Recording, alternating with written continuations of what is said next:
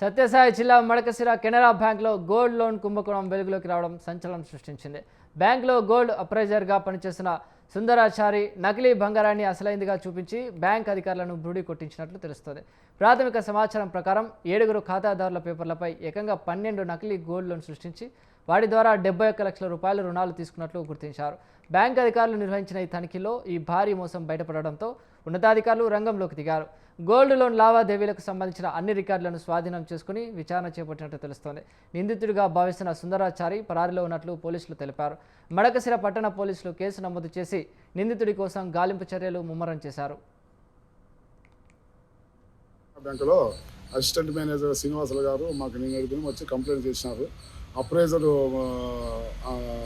Loan 7 మందితో కలిసి 12 loan తీసుకొని 70,66,000 అమౌంట్ ఫ్రాడ్ చేసినామని కంప్లైంట్ చేసినారు. ఆ విషయంలో అతను నకిలీ బంగారు తీసుకున్నాడు. అమౌంట్ విషయంలో ఆయన కంప్లైంట్ చేసినాడు. ఈ విషయం పై అధికారులు తెలిపి నేను అతనిపై నా కేసు కట్టి దర్యాప్తు చేస్తున్నాను. అప్రైజర్ ఆయన పరారీలో ఉన్నాడు.